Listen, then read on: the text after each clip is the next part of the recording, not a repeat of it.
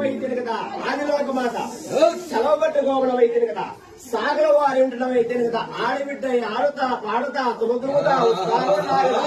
అని వాళ్ళకించవు మా మాట ఆలకించవు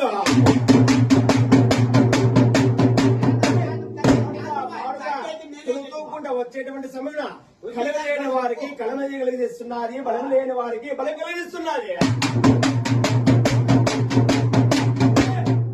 లేని వారికి మాటలు ఇస్తా ఉన్నాయి కదా సూపు లేని వారికి సూపులు కలిగిస్తున్నది